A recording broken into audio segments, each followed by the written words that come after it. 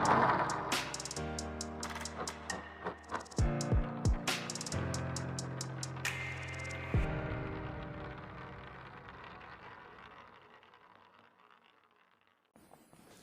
मसीह की। मसीह में मेरे प्यारे भाई और बहनों, मैं आपका भाई सूरज आप सभी को सत्य की खोज में हमेशा की तरह एक बार फिर से स्वागत करना चाहूँगा। भाई और बहनों, आपके समक्ष में इस नववर्ष के अवसर पे कुछ एक संदेश लेके आया हूँ जो मैं आप सभी के साथ साझा करना चाहूँगा।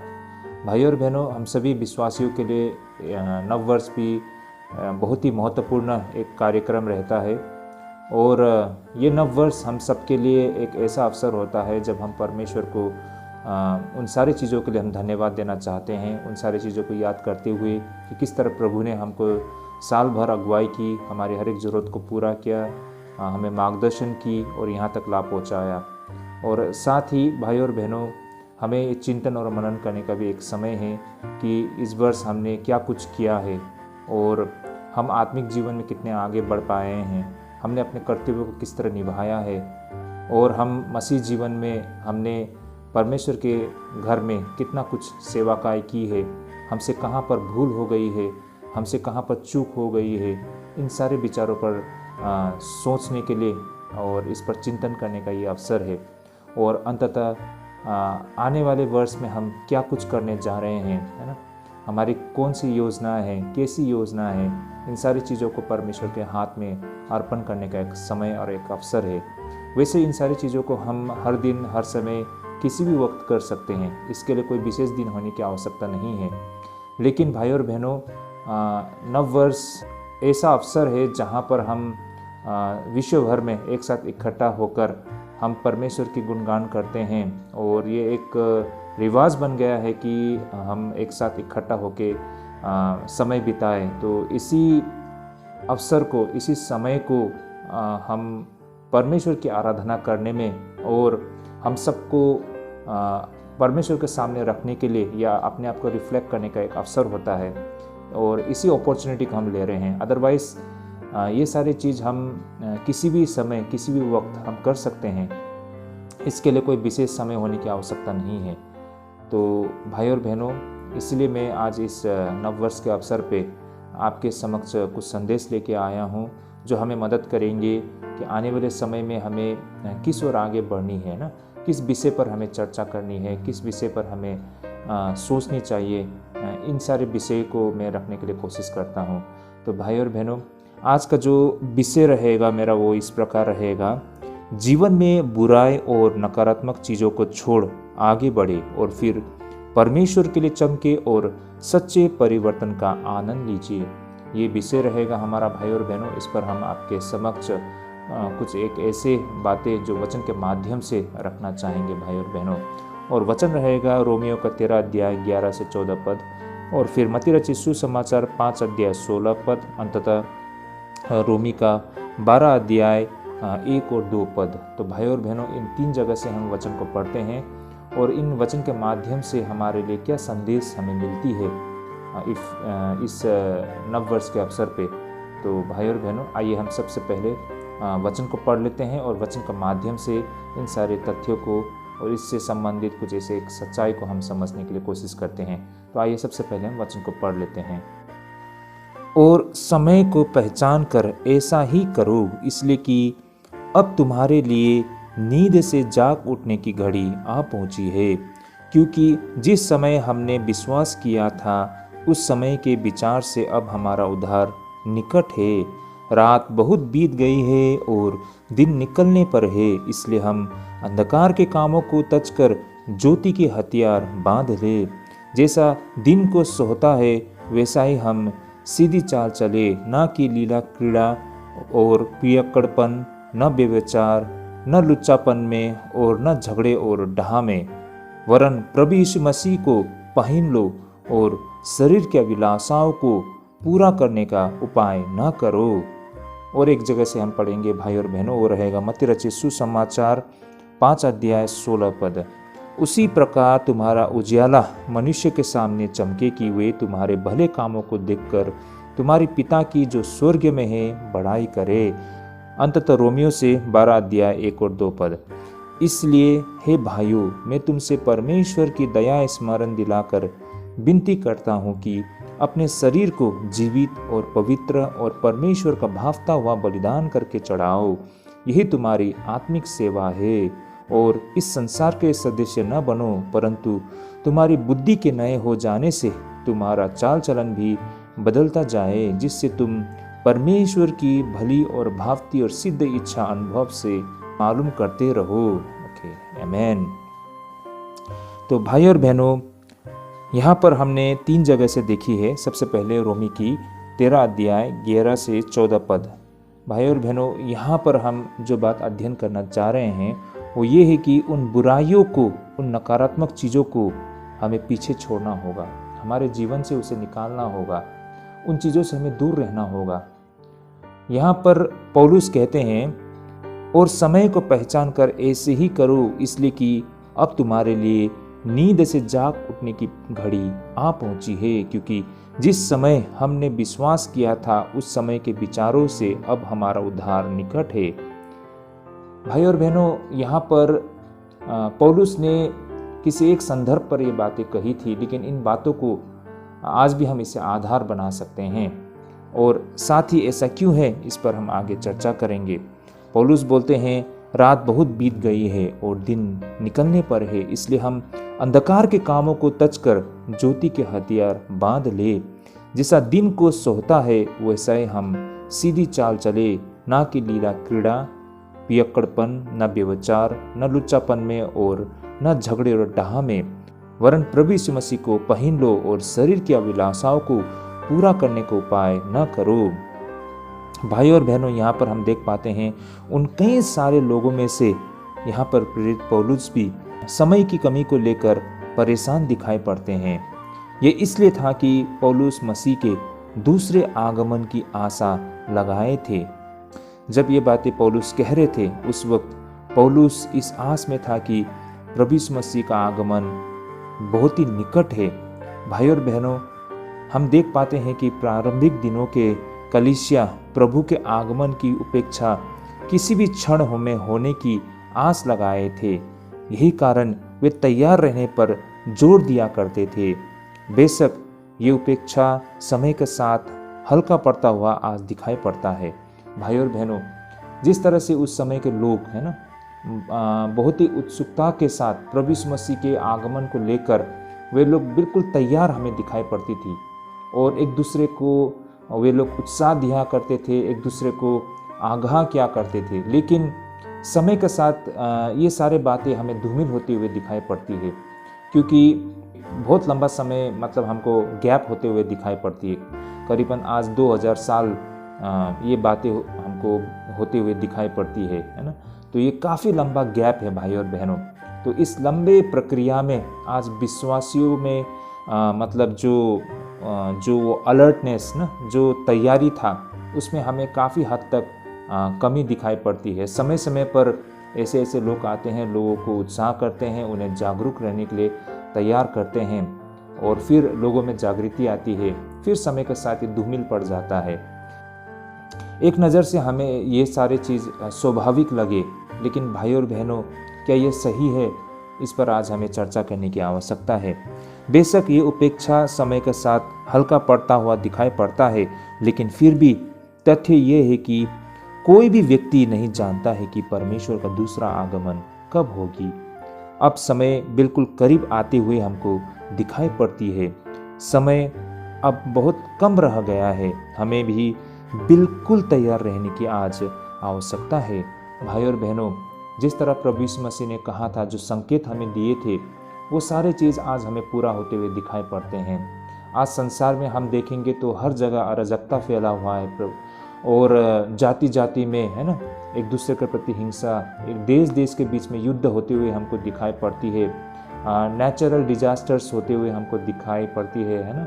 और ये बहुत सारे जो वायरस है ना, जो अलग अलग प्रकार के जो वायरस हमको दिखाई पड़ती है, जैसे कि हाल ही में हमने कोरोना वायरस को हमने देखा था ना, ये कितना भयानक था भाई और बहनों, हम सब जानते हैं। तो दुनिया में बहुत कुछ हो रहा है ना, ग्लोबल वार्मिंग से लोगों को बहुत सारे परेशानी हो रही है, ना युद्ध की तैयारी चल रहा है, कहीं पर जो इकोनॉमिक डिजास्टर की ओर हम आगे बढ़ रहे हैं, पॉलिटिकल क्राइसिस हो रहा है। तो ये सारे संकेत दे रहा है कि आज ये दुनिया, ये संसार अपने पीक में पहुंच चुका है ना। और ये सारे संकेत हमें देती है कि अब यीशु मसीह का वापस आने का समय बिल्कुल हो चुका है भाई और बहनों। हो सकता है पिछले 2000 सालों में भी बहुत सारे लोगों ने ऐसा कुछ कहा होगा, लेकिन हमने देखा है प्रभु यीशु मसीह का आगमन नहीं हुआ। लेकिन अब हमें जो संकेत मिल रही है ये बहुत ही तगड़ा संकेत है भाई और बहनों, और इसे हम मतलब हल्के में नहीं ले सकते हैं, और हमें बिल्कुल तैयार रहने की आवश्यकता है। इन बातों को हम यहाँ पर आपके समक्ष रखना चाहते हैं। तो जैसा जैसा समय बीत रहा है ना, ये नववर्ष जो हम ऑफकोर्स बड़े धूमधाम से सांसारिक तरीके से सेलिब्रेट करते हैं बहुत सारे लोग, लेकिन भाई और बहनों एक नज़र से देखें तो ये काफ़ी गंभीर विषय हैं, क्योंकि प्रभु का आगमन बहुत करीब हमें दिखाई पड़ती है। जितना समय बीत रहा है इसका मतलब ये है कि प्रभु का आगमन बेहद निकट है। और ऐसे लोगों को जो आज भी संसारिक दुनिया में फंसे पड़े हैं, ये आखिरी समय है उन लोगों के लिए कि वापस लौटने के लिए। तो यही कारण भाई और बहनों, जितना समय बीत रहा है हमें और भी गंभीर होने की आवश्यकता है। आज यही बातें हम इस नववर्ष के अवसर पर भी आप सभी के साथ ये संदेश लेके आए हैं भाई और बहनों। तो इस तरह भाई और बहनों, जैसे कि वचन में भी कहा गया है 11 पद में, मैं इसे एक बार आप सभी के सामने पढ़ना चाहूँगा। और समय को पहचान कर ऐसा ही करो, इसलिए कि अब तुम्हारे लिए नींद से जाग उठने की घड़ी आ पहुँची है, क्योंकि जिस समय हमने विश्वास किया था उस समय के विचार से अब हमारा उद्धार निकट है। तो भाई और बहनों, ऐसे में हमें खुद को परखने की बिल्कुल आवश्यकता है। क्या हम मसीह रहित जीवन में तो कहीं फंस नहीं गए हैं? यहाँ पर पौलुस ऐसे 6 पापों को विशेष रूप में बता रहे हैं। तो भाई और बहनों, इन वचनों का आधार करते हुए आज इस नववर्ष के अवसर पर हमें अपने आप को परखने की आवश्यकता है। यहाँ पर पौलुस ऐसे 6 पापों के विषय में बता रहे हैं जिस वजह से लोग आज संसारिक बन गए हैं, जिस वजह से लोग परमेश्वर से दूर चले गए हैं, जिस वजह से हम अपने आप को तैयार नहीं पाते हैं। तो भाई और बहनों, आज हमें अपने आप को परखने की आवश्यकता है। पौलुस जिस तरह से यहाँ बता रहे हैं, ये सारे पापे क्या आज हम अपने जीवन में भी हम अपने आप को देख पाते हैं? आज इस नववर्ष के अवसर पे हमें अपने आप को परखने की आवश्यकता है। मैंने जैसे शुरुआत में कहा, यह नववर्ष एक ऐसा समय है जब हम परमेश्वर को धन्यवाद देते हैं कि प्रभु ने हम पर इतना कृपा दृष्टि की है ना, हमें अगुवाई की है, हमें मार्गदर्शन किया है, हमारे हर एक शारीरिक और आत्मिक जरूरत को पूरा किया, हमें सुरक्षा दी है, हमें कपड़ा दिया है, हमें खाना पीना दी है, हमें ताकत दी है। परमेश्वर ने हमारे हर एक वो ज़रूरत को पूरा किया है। तो परमेश्वर को धन्यवाद देने का ये अवसर है। उसी प्रकार आज हमें अपने आप को परखने की भी एक समय है भाई और बहनों। हमें अपने आप को जांचने का एक समय है भाई और बहनों कि आज हम कहाँ पर है ना, हमसे क्या भूल हो गई, हमसे क्या चूक हो गई है जिससे ऐसा लगता है कि आज हम परमेश्वर से दूर चले गए हैं और हम अपने आप को तैयार नहीं कर पा रहे हैं एक मसीह होने के नाते से। तो यही कारण है आज हमें इस पर विचार विमर्श करने की आवश्यकता है। तो पौलुस ने यहाँ पर एक ऐसे 6 विषय पर कही है जिसे हम आधार बना सकते हैं अपने आप को परखने के लिए। तो जैसे कि हम यहाँ पर देख पाते हैं रोमियो का 13 अध्याय 13 पद में, जैसा दिन को सोता है वैसे ही हम सीधी चाल चले, ना कि लीला क्रीड़ा और पियक्कड़पन, न व्यभिचार, न लुच्चापन में, और न झगड़े और डाह में। तो यहाँ पर हम देख पाते हैं कुल मिलाकर 6 ऐसे पापों के विषय में बताया गया है जिसे हम आधार बनाते हुए हम अपने आप को परख सकते हैं। जैसे कि पहला तो यहाँ पर लीला क्रीड़ा कहा गया है, यानी कि मौज मस्ती।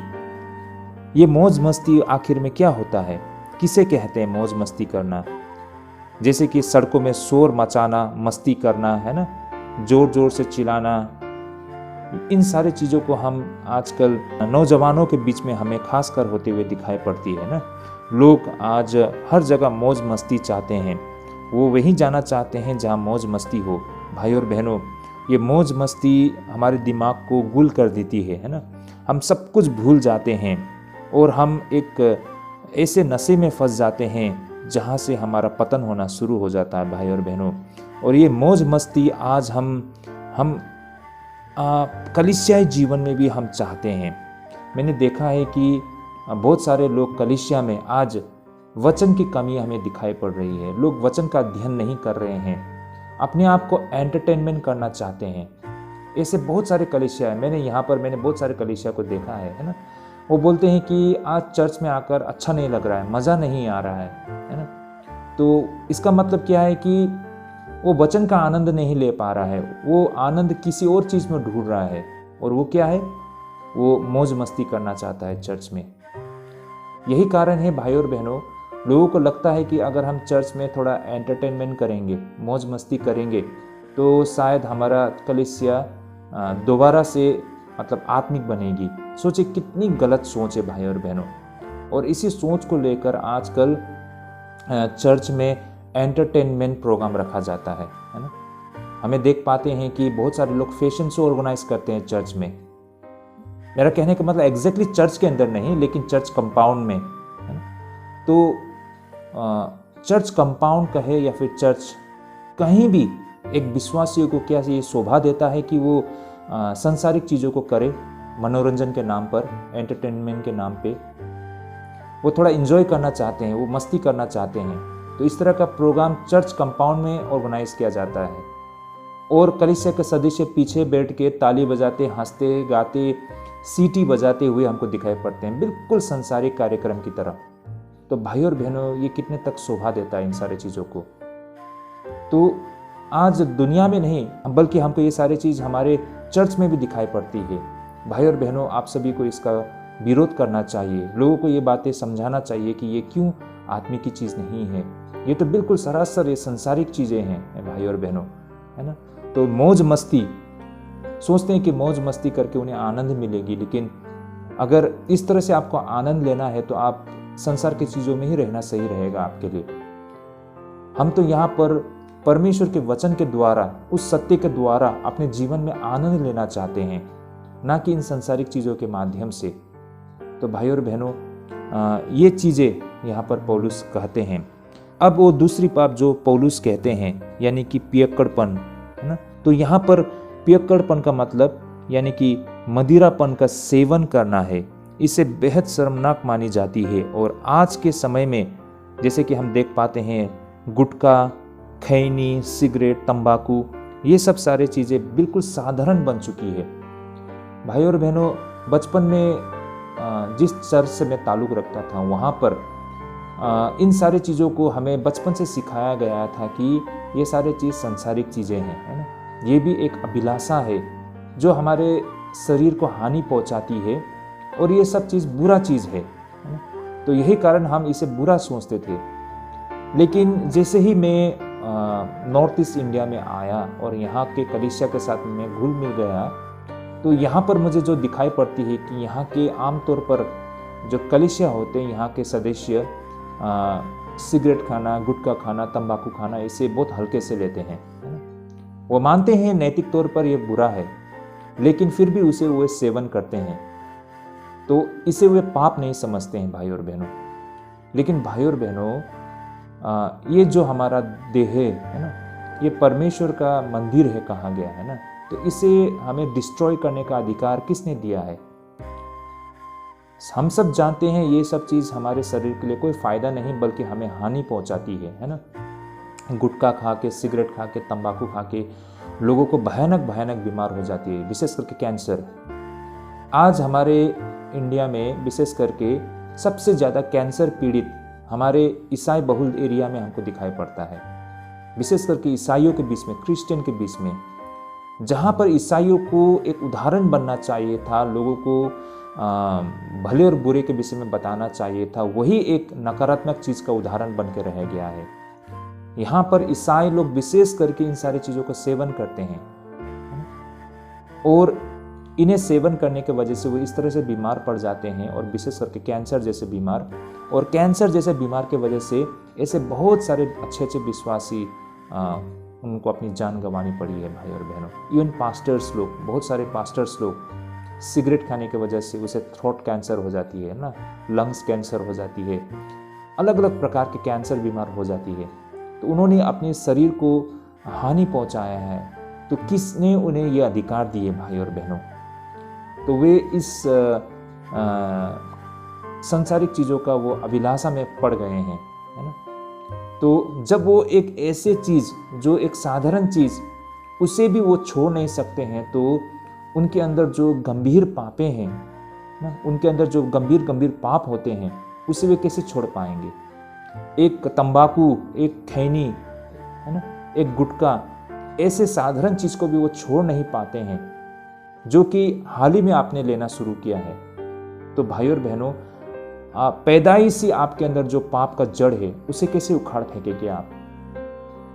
तो भाई और बहनों, ये हम सब के लिए बहुत ही चिंता करने वाली बातें हैं। तो भाई और बहनों, दुख की बात तो ये है कि सिर्फ गुटखा, खैनी, है ना, सिगरेट नहीं, बल्कि आजकल कुछ विश्वासी तो ऐसे भी हैं जो नशा करते हैं, है ना, शराब पीते हैं। तो भाई और बहनों, मान लीजिए अगर कोई व्यक्ति शराब पीता है तो वो क्या परमेश्वर के करीब हो पाएगा? वो तो एक ऐसे दुनिया में चला गया है जहाँ से वापस लौटना बहुत मुश्किल होता है भाई और बहनों। तो अगर कोई विश्वासी शराब पीता है तो क्या कह सकते हैं उनके विषय में? आपको लगता है वो व्यक्ति उद्धार पाया हुआ व्यक्ति है? अगर कोई व्यक्ति गुटखा खाता है, सिगरेट खाता है, तंबाकू खाता है, तो क्या वो अपने मुंह से गवाही दे पाएगा? भाई और बहनों, ये बहुत बड़ी एक प्रश्न है। तो हमें खुद को भी आज परखने की आवश्यकता है। हमारे कलीसिया में ऐसे लोग हैं तो उन्हें भी इन सारे बातों के विषय में आगाह करना चाहिए। और अगर कलीसिया के जो लीडर्स लोग होते हैं, मुख्य जो लीडर्स लोग होते हैं, अगर वे सारे लोग ये सारी चीज़ों को सेवन करते हैं तो उन्हें नैतिक आधार पर अपने पद को छोड़ देना चाहिए। उनके लिए भला होगा भाई और बहनों, कलीसिया के लिए भी भला होगा।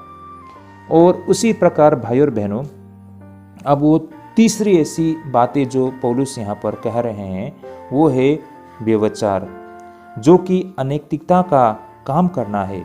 ये ऐसे लोगों के लिए था जो अपनी जीवन साथी को लेकर वफादारी नहीं रखा करते थे। भाई और बहनों, व्यभिचार आज अपने चरम पे है भाई और बहनों, है ना। हर जगह हमें व्यभिचार होते हुए दिखाई पड़ती है। हम विश्वासियों को इसमें बहुत ही होशियार रहने की आवश्यकता है।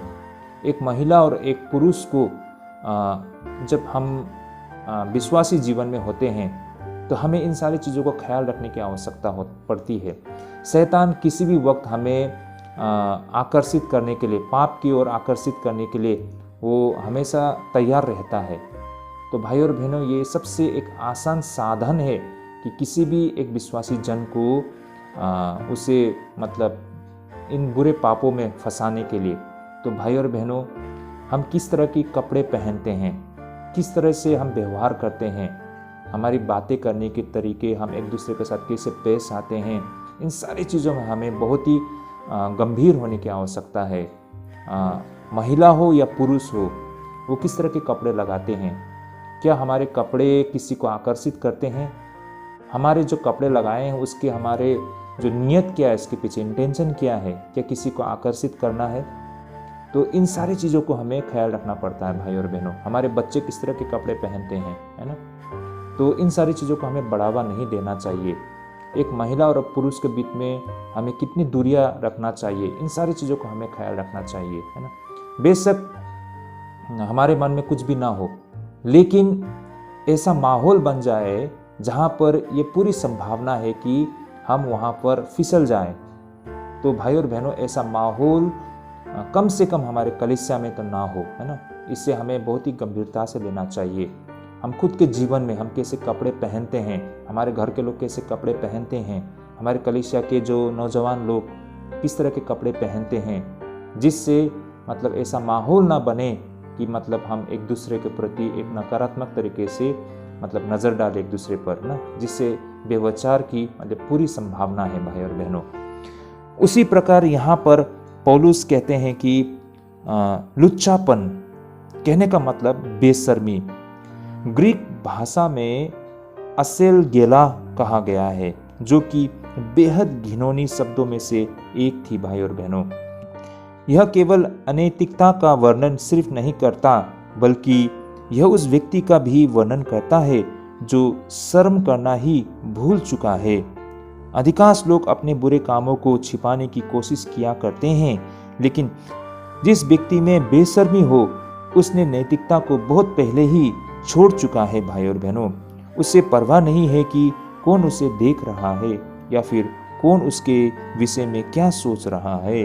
तो भाई और बहनों, लुच्चापन, बेशर्मी, भाई और बहनों, हम विश्वासियों को इन सारी चीज़ों में बेहद ख्याल रखना चाहिए, है ना। यह हमारे पूरे कैरेक्टर को दिखाता है। हम ऐसे काम कर बैठते हैं जिसमें हमें दिखाई पड़ता है कि बिल्कुल हम बेशर्म बन चुके हैं। तो ये क्या दिखाता है कि ऐसे व्यक्ति बिल्कुल आत्मिकी नहीं है, ये टोटल मतलब गिरा हुआ इंसान है ना। तो भाई और बहनों, ऐसा काम हमें बिल्कुल नहीं करना है। अगर हमारा ऐसा स्वभाव है तो हम बहुत दूर है परमेश्वर से, है ना। हम परमेश्वर से बहुत दूर है। हमें आत्मिक होने के लिए हमें इन सारी चीज़ों को हमें अपने जीवन से निकालना होगा। और साथ ही यहाँ पर झगड़े के विषय में भी कहा गया है। विवाद पैदा करने वाला, जो झगड़े करते हैं उसे विवाद पैदा करने वाला कहा गया है ना। झगड़ा यानी कि विवाद करने वाला वह आत्मा है जो निरंकुश और अपवित्र प्रतिस्पर्धा से पैदा होती है और अपने लिए ऊंची स्थान को और शक्ति और प्रतिष्ठा की इच्छा से आती है। भाई और बहनों, हम कलीसिया में क्यों विवाद को देख पाते हैं ना, हम कलीसिया में क्यों झगड़ा होते हुए देख पाते हैं? क्योंकि भाई और बहनों, वो व्यक्ति कलीसिया में एक ऊंचा स्थान चाहता है ना। वो अपने ही सोच के तहत लोगों को मतलब ले जाना चाहता है। वो खुद को ही मात्र सबसे बुद्धिमान सोचता है, खुद को ही वो मात्र बिल्कुल समझदार चाहता है। हर किसी को वो अपने तरीके से चलाना चाहता है और उसे डर है कि कहीं उसका स्थान कोई और ना ले ले।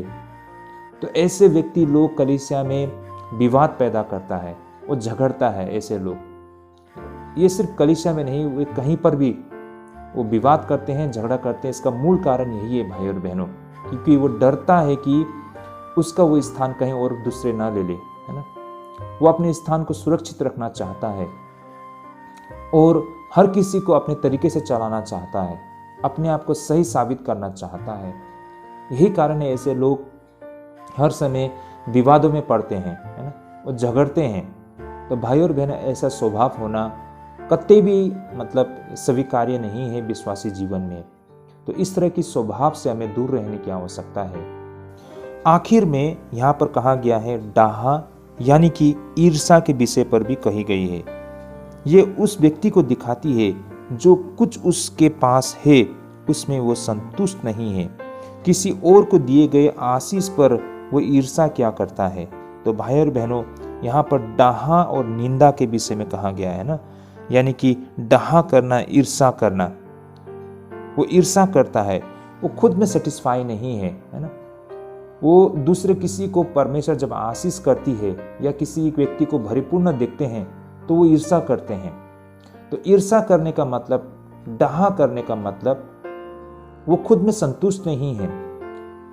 वचन में कहा गया है ना कि जो कुछ तुम्हारा पास है उसमें संतुष्ट रहो, लेकिन वो खुद में वो संतुष्ट नहीं है। इसलिए जब वो दूसरे में ये सब चीज़ होते हुए देखते हैं तो वो ईर्ष्या करते हैं। तो ऐसा स्वभाव को हम एक नज़र से एक आत्मिक स्वभाव नहीं बोल सकते हैं, है ना। तो भाई और बहनों, ये सारी चीज़ हमें परमेश्वर से बेहद दूर ले जाती है।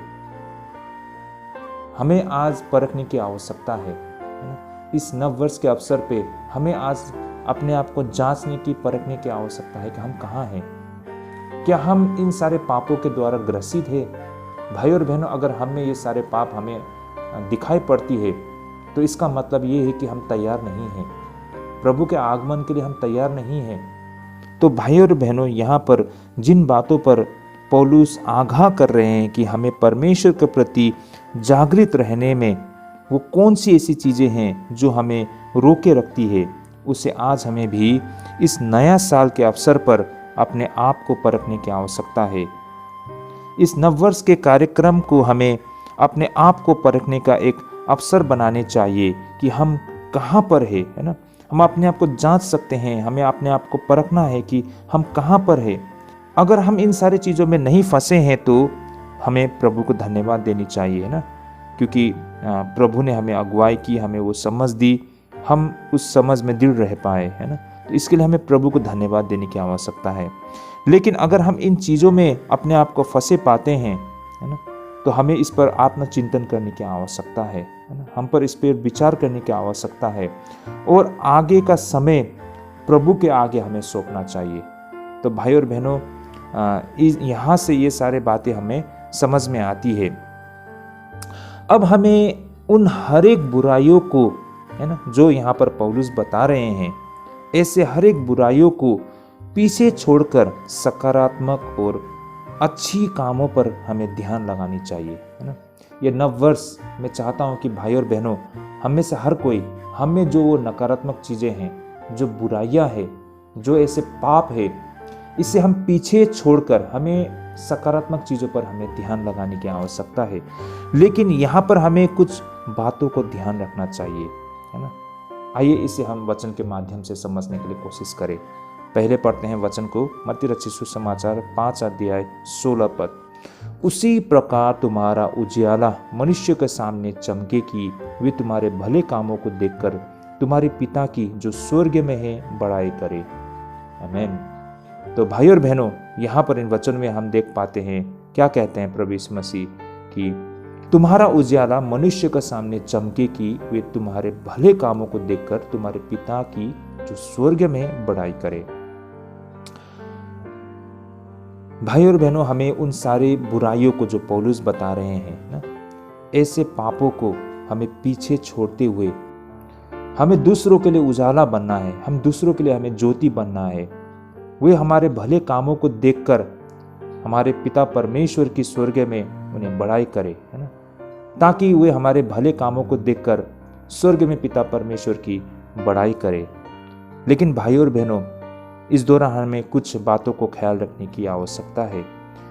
यहाँ पर से हम दो सबसे महत्वपूर्ण चीज़ों को समझ पाते हैं इन वचन से। मेरा कहने का मतलब, पहला तो लोगों को हमारी अच्छे कामों को दिखना चाहिए, और ये अच्छा और भला मात्र न होकर भाई और बहनों, ये आकर्षित और सुंदर भी होनी चाहिए। यहाँ पर अच्छे काम कहने का यही अर्थ बनता है भाई और बहनों, जो कि ग्रीक में कालोस कहा गया है। तो इस प्रकार ईसाई के अच्छे कर्म न केवल अच्छे होने चाहिए बल्कि आकर्षक भी होनी चाहिए। यही तो इसे खूबसूरत बना देती है भाई और बहनों। जैसे कि वचन में कहा गया है कि तुम्हारी उजियाला मनुष्य के सामने चमके। तो इन बातों को हमें ख्याल रखना पड़ेगा कि हम जो करते हैं अच्छे काम, ये बिल्कुल आकर्षित और सुंदर भी दिखनी चाहिए लोगों के लिए, है ना। ये आकर्षित होनी चाहिए ताकि वो उजाला उन हर एक लोगों तक पहुंच सके।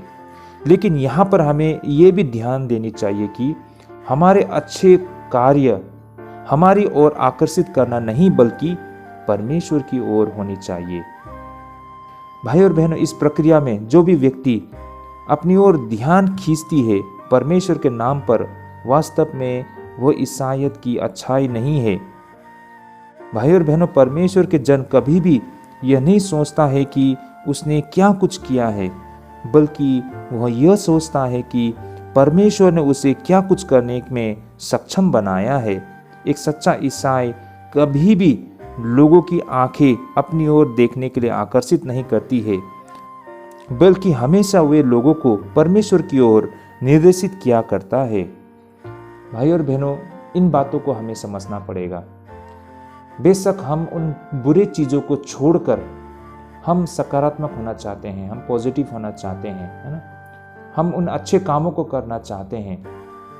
लेकिन इन अच्छे कामों को करते समय हमें किन्हीं बातों को ख्याल रखने की आवश्यकता है। हम जो भी कुछ कर रहे हैं, पहली तो ये बिल्कुल आकर्षित होनी चाहिए ना, ये अच्छी दिखनी चाहिए ताकि वो अच्छाई हर एक वो इंसान तक पहुंच सके। और दूसरा भाई और बहनों, वो जो भी अच्छा काम हम करते हैं वो परमेश्वर की बड़ाई के लिए होनी चाहिए, ना कि हमारे खुद की बड़ाई के लिए। हम इन सारे अच्छे कामों को करके हम लोगों को हम कितने अच्छे हैं वो दिखाने के लिए हमें कोशिश नहीं करनी चाहिए, बल्कि हमारा परमेश्वर कितना अच्छा है ना, कितना खूबसूरत है, जिन्होंने मुझ जैसे व्यक्तियों को, है ना, उसके कार्य करने के लिए चुना है। ये हमें दिखाने के लिए कोशिश करना चाहिए। हमारा पूरा कोशिश ये होना चाहिए कि परमेश्वर कितना अच्छा है, परमेश्वर कितना महान है, परमेश्वर कितना सर्वशक्तिमान है, उस ओर हमें ध्यान करने के लिए कोशिश करना चाहिए। बेशक इस प्रक्रिया में बहुत सारे लोग चूक जाते हैं। वे अपने आप को महान दिखाना चाहते हैं, वे अपने आप को एक सच्चा व्यक्ति दिखाने के लिए कोशिश करते हैं, वो दिखावा करते हैं और अंततः वे भी एक फरीसी की तरह बन जाते हैं। वो धर्म कर्म करते हैं और मात्र बाहर से वो दिखावा करते हैं, लेकिन हकीकत में वो वैसा नहीं है। वो अपने आप को बड़ाई करना चाहते हैं, वो अपने आप को ऊंचा दिखाना चाहते हैं। तो ऐसा नहीं होना चाहिए भाई और बहनों, है ना। तो ये बातें हमने यहाँ से समझी है। तो इस प्रकार लोगों को हमारी अच्छी काम दिखनी चाहिए और यह भला काम मात्र न होकर आकर्षित और सुंदर भी होनी चाहिए। लेकिन हमें यह भी याद रखनी चाहिए, यह हमारी खुद की ओर आकर्षित करना नहीं बल्कि परमेश्वर की ओर होनी चाहिए भाई और बहनों। लेकिन यहाँ पर भाई और बहनों ये कैसे संभव हो पाएगी? आइए इसे भी हम वचन के माध्यम से समझने के लिए कोशिश करें। रोमी 12 का 1 से लेकर 2 पद, आइए पहले हम इन वचनों को पढ़ लेते हैं। इसलिए हे भाइयों, मैं तुमसे परमेश्वर की दया स्मरण दिलाकर विनती करता हूँ कि अपने शरीरों को जीवित और पवित्र और परमेश्वर को भावता हुआ बलिदान करके चढ़ाओ, यही तुम्हारी आत्मिक सेवा है। और इस संसार के सदस्य न बनो, परंतु तुम्हारी बुद्धि के नए हो जाने से तुम्हारा चाल चलन भी बदलता जाए, जिससे तुम परमेश्वर की भली और भावती और सिद्ध इच्छा अनुभव से मालूम करते रहो। आमीन। कहने का तात्पर्य एक सच्चा परिवर्तन। भाई और बहनों, हमने ये निर्णय लिया है कि हम उन सारी बुराइयों को छोड़ेंगे।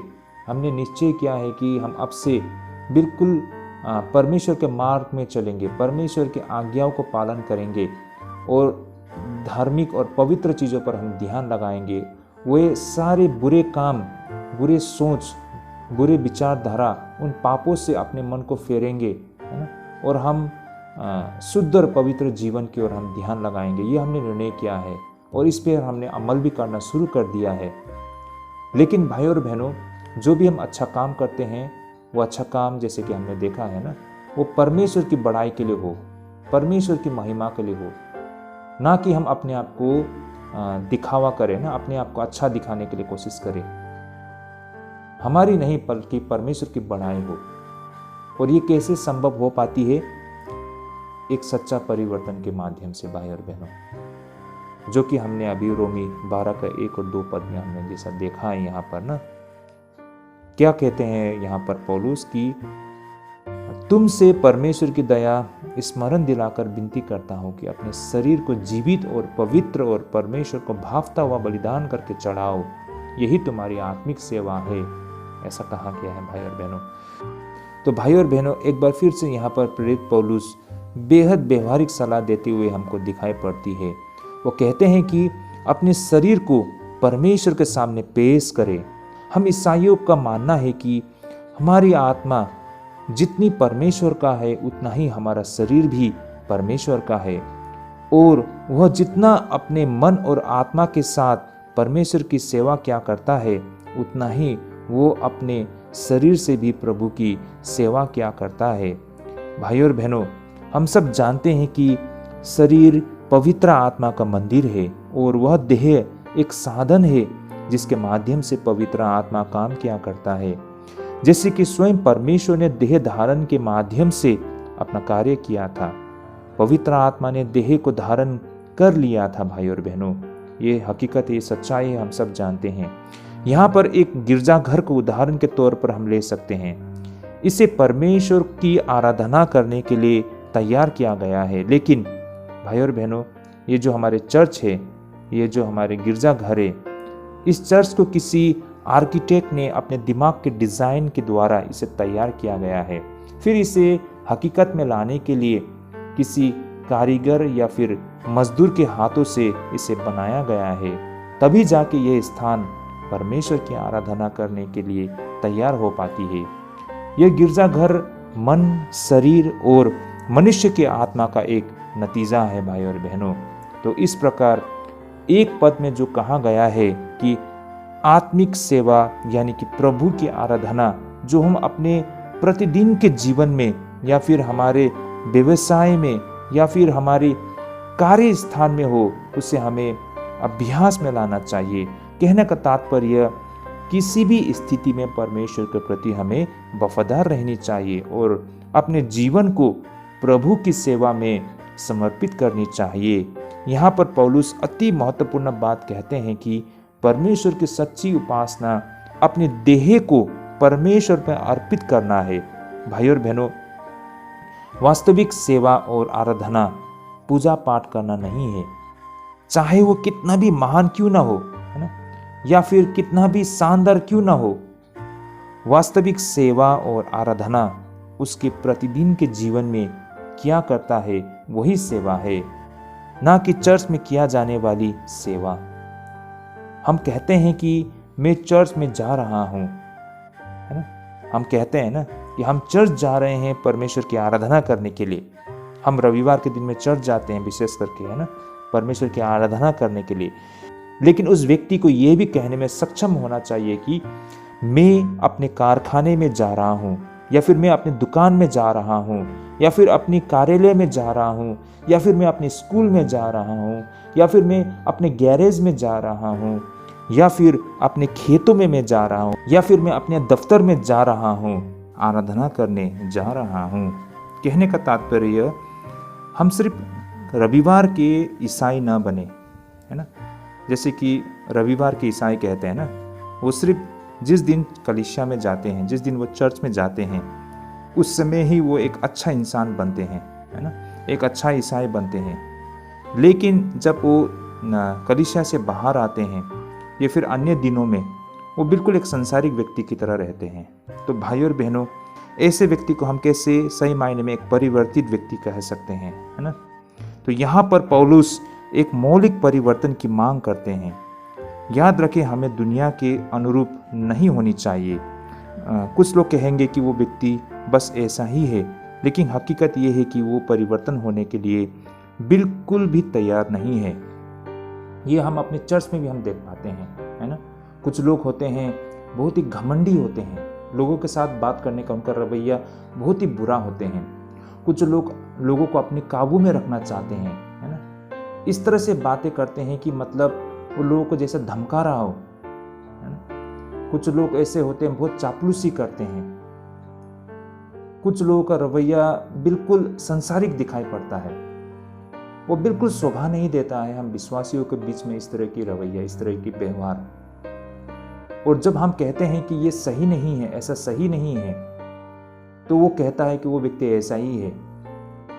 तो ऐसा ही है कहने का मतलब क्या है कि क्या वो व्यक्ति बदलना नहीं चाहता है? क्या वो व्यक्ति परिवर्तन होना नहीं चाहते हैं? वो तैयार नहीं है परिवर्तन होने के लिए। वो नहीं चाहता है कि अपने इस भ्रष्ट व्यवहार को, है ना, ये भ्रष्ट स्वभाव को वो छोड़ दे और एक नम्र व्यक्ति बने, एक अच्छा ईसाई बने। जिस व्यक्ति ने उद्धार पाया है उस तरह की व्यक्ति बने। बस कह दिया कि मतलब वो व्यक्ति ऐसा ही है। अगर वो व्यक्ति ऐसा ही है, मतलब वो ऐसा ही रहना चाहते हैं, तो इसका मतलब है वो तैयार नहीं है परिवर्तन होने के लिए। तो फिर आपने यीशु मसीह को अपना उद्धारकर्ता कैसे कह दिया, है ना? आप ऐसा है तो चर्च क्यों आते हैं? आप ऐसा है तो बाइबल क्यों पढ़ते हैं? आप ऐसा है तो क्यों प्रार्थना किया करते हैं? जबकि आप बदलना ही नहीं चाहते हो, परिवर्तन ही नहीं होना चाहते हो, अपने तरीके से परमेश्वर की आराधना करना चाहते हो। इनफैक्ट वो परमेश्वर को अपने तरीके से चलाना चाहते हैं। भाई और बहनों, ऐसे बहुत सारे लोग हैं जो नम्र होने को तैयार नहीं है। ऐसे व्यक्ति भी है जो कलीसिया में जो धूम्रपान किया करते हैं ना, शराब को छोड़ने को वो तैयार नहीं है। वे लोगों को दिखावा करने वाले स्वभाव को छोड़ने को तैयार नहीं है। वो संसारिक दोस्तों को छोड़ने को तैयार नहीं है। वो गलत व्यवसाय को छोड़ने के लिए तैयार नहीं है, वो भ्रष्टाचार को छोड़ना नहीं चाहता है, वो दूसरों से महान बनने को छोड़ना नहीं चाहता है। ऐसे बहुत सारी चीज़ें हैं जो हमारे जीवन में हमें दिखाई देती है। हम वो सब कुछ करते हैं लेकिन इन सारी चीज़ों को हम छोड़ना नहीं चाहते हैं। फिर कहते हैं वो तो ऐसा ही है ना। ऐसे व्यक्ति को कहा जाता है कि वो तो ऐसा ही है। तो आप बताइए भाई और बहनों, आज आप सभी बताइए आप में क्या परिवर्तन आई है ना। आज हमें इस पर विचार करने की आवश्यकता है। हम प्रभु में आने के बाद हम इन छोटी से छोटी चीज को भी हम छोड़ने के लिए तैयार नहीं है ना? हम गुटखा खाते हैं, हम खैनी खाते हैं, है ना, हम शराब पीते हैं, हम ऐसे गंदी गंदी बातें मुंह से निकालते हैं। ऐसे आदतों को भी हम छोड़ने के लिए तैयार नहीं है ना? वो छोड़ना ही नहीं चाहते हैं। वो जानते हैं ये बुरा चीज है लेकिन वो छोड़ना ही नहीं चाहते हैं। हमारे यहाँ के बहुत सारे कलीसिया हैं ऐसे, है ना, जहाँ के सदस्य गुटखा खाते हैं, है ना, सिगरेट खाते हैं। वो जानते हैं उनके शरीर के लिए हानि है। उसी मुंह से वो प्रार्थना करते हैं, उसी मुंह से वो उपवास करते हैं, उसी मुंह से वो वचन बांटते हैं और उसी मुंह से ये सारी चीज़ों को भी वो सेवन किया करते हैं। और वो बिल्कुल दृढ़ निश्चय है कि वो उसे छोड़ने नहीं जा रहे हैं। उसे छोड़ने के लिए वो नहीं सोचते हैं और इसे लेना वो कोई बुरा भी नहीं सोचते हैं। तो भाई और बहनों, इन छोटे से छोटी चीज को भी आप छोड़ने के लिए तैयार नहीं हो। ये शारीरिक अभिलाषा को तोड़ने के लिए आप तैयार नहीं हो, छोड़ने के लिए तैयार नहीं हो, तो जो गंभीर से गंभीर पाप जो है हमारे अंदर, उसे आप कैसे छोड़ोगे? आप उससे किस तरह छुटकारा पा सकोगे? क्या आप सही मायने में कह सकते हो आपने उद्धार को प्राप्त किया है? अब नहीं बोलने को भी हमें अच्छा नहीं लगता है, और हाँ कहे तो कैसे कहें कि हम इतनी छोटी से छोटी चीज को भी हम छोड़ने के लिए तैयार नहीं हैं। तो वो गंभीर से गंभीर जो हमारे पाप है उसे तो हम बिल्कुल हम छोड़ने के लिए तैयार नहीं है ना। भाई और बहनों, ये बहुत ही गंभीर विषय है। तो आप ही बताइए भाई और बहनों, आप में अब तक क्या परिवर्तन आई है? मसीह को अपने उद्धारकर्ता मान के, है ना, मसीह के पीछे चल के आपने अब तक क्या परिवर्तन देखा है? मैंने तो भाई और बहनों बहुत सारे ऐसे लोगों को देखा है जो विश्वास में आने से पहले उसका जीवन जैसा था आज भी वैसा ही है। वो विश्वास में आने से पहले भी वो शराब पीता था, गुटखा खाता था, है ना, खैनी का सेवन किया करते थे, आज भी करता है। उससे में भी वो ईर्षा, घमंड, लालच किया करता था, आज भी वो करते हैं। तो भाई और बहनों, उसमें क्या परिवर्तन आया है? क्या आपने सच में उद्धार को प्राप्त की है? ये एक बहुत बड़ा प्रश्न बनता है हम सब के लिए। तो भाई और बहनों, पौलुस कहता है कि अपने जीवन को इस दुनिया के सभी फैशन से मिलाने की कोशिश ना करें। एक गिरगिट की तरह मत बने जो अपने रंग को अपने परिवेश से लेता है। भाई और बहनों, जैसे कि 12:2 में कहा गया है ना, इस संसार के सदस्य न बनो, परंतु तुम्हारी बुद्धि के नए हो जाने से तुम्हारा चाल चलन भी बदलता जाए, जिससे तुम परमेश्वर की भली और भाव सिद्ध इच्छा अनुभव से मालूम करते रहो। भाई और बहनों, यहाँ पर पौलुस साफ साफ कहता है ना कि हमें अंदर से परिवर्तन होनी चाहिए, हमारी स्वभाव में परिवर्तन होनी चाहिए, ना कि हमारी बाहरी आचरण में परिवर्तन आनी चाहिए।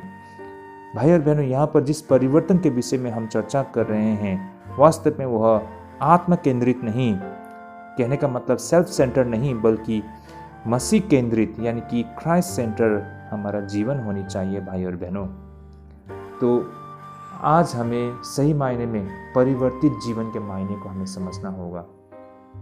हम आज भी अगर उसी तरह के जीवन जीते हैं जैसे प्रभु में आने से पहले थे, तो भाई और बहनों, क्या हम सचमुच में हमारा जीवन बदल गया है?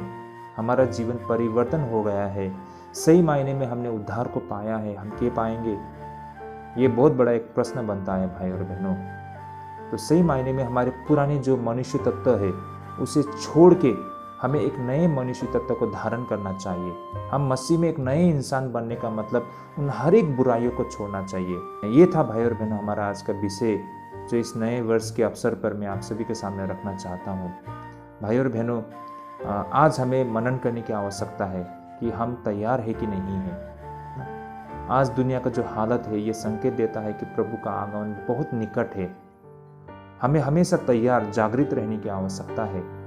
लेकिन क्या ऐसी चीज़ें हैं जो हमें रोकती है? वे सारे पापों को हमें अपने आप में परखने की आवश्यकता है। जैसे कि हमने शुरुआत में देखा था ना कि डहा करना, पियक्कड़पन, है ना, बेविचार, ऐसे हर एक चीज़ जो हमें रोकते हैं हमें एक शुद्ध और पवित्र जीवन जीने से, जो हमें संसारिक बना देती है। तो क्या हम आज मसीह में होते हुए भी हमारे जीवन में ये सारी चीज़ हमें दिखाई पड़ती है? तो इस पर आज हमें सोचने की आवश्यकता है, विचार करने की आवश्यकता है और इन सारी चीज़ों को त्याग कर हमें सकारात्मक पॉजिटिव सोच की ओर हमें अपने आप को लाने की आवश्यकता है ना। और हमारे जीवन के द्वारा अच्छा काम हमें होना चाहिए। बुरा काम को त्याग के हमें अच्छे काम को हमें दिखाना चाहिए। लेकिन ये जो भी अच्छा काम फिर हम जो करते हैं वो हमारे खुद के लिए नहीं, हमें खुद को मतलब अच्छा दिखाने के लिए नहीं, बल्कि परमेश्वर की बड़ाई, परमेश्वर की महिमा के लिए होनी चाहिए। तभी जाके हम सही मायने में परिवर्तित जीवन को हम अपने जीवन में देख पाएंगे। भाई और बहनों, आज हमें परिवर्तन की आवश्यकता है। अगर हम परिवर्तन नहीं होते हैं, हम नए मनुष्य तत्व को धारण नहीं करते हैं, तो परमेश्वर के निकट हम जाने के योग्य नहीं है। भाई और बहनें, छोटी से छोटी बात मैंने रखी है ना। हम जो गुटखा खाते हैं, हम सिगरेट खाते हैं, है ना, जो हम खैनी खाते हैं, ऐसे मामूली चीज को भी हम छोड़ने के लिए तैयार नहीं हैं, तो भाई और बहनों, हम बड़ी से बड़ी ऐसे पाप को हम कैसे छोड़ पाएंगे? आज इस पर हमें विचार करने की आवश्यकता है। हमें सही मायने में परिवर्तन होने की आवश्यकता है ना? सिर्फ हमने बपतिस्मा ले लिया, हमने एक नए नाम को धारण कर लिया, पहले हम मंदिर जाते थे, आज हम चर्च जाते हैं, तो इतना ही काफ़ी नहीं है। वास्तव में परिवर्तन हमारा अंदर से होने की आवश्यकता है ना। हमें नए मनुष्यत्व को धारण करने की आवश्यकता है। तो इस नववर्ष के अवसर पर आपके समक्ष में ये संदेश लेके आया हूँ। होपफुली हमें इस नए साल में अपने आप को परमेश्वर की ओर किस तरह ध्यान लगाना है ना, परमेश्वर की इच्छा को समझने में काफ़ी हद तक आपको हेल्प करेंगी, मैं ये विश्वास करता हूँ। तो ये संदेश के साथ हमारा आज का ये विषय को मैं यहीं पे समाप्त करना चाहूँगा। इस नववर्ष में प्रभु आप सबको अगुवाई करे, परमेश्वर आपको अधेरा आशीष करे। तो इसी संदेश के साथ हमारे आज के इस विषय को मैं यहीं पे स्थगित करना चाहूँगा। भाई और बहनों, आज हमने जो सुना है, परमेश्वर हम सबको ढेरों आशीष करे। होपफुली हमारे आत्मिक जीवन के लिए ढेरों आशीषमय रही होगी, मैं विश्वास करूँगा। और अगर आपको लगे कि ये आशीषित है ये विषय, तो अपने दोस्त, अपने फ्रेंड, रिलेटिव्स, हर किसी के साथ शेयर करें, ताकि उन तक भी ये नववर्ष के संदेश उन तक पहुँच पाए। प्रभु आप सबको अगुवाई करे, आने वाले वर्ष में भी मार्गदर्शन करे, और परमेश्वर की इच्छा को समझने में प्रभु हमारे हृदय को, आंखों को खोल दे। यही हमारी प्रार्थना है भाई और बहनों। तो आप सभी को नववर्ष की ढेरों शुभकामनाएं। प्रभु आप सबको ढेरों आशीष करे। जय मसीह की।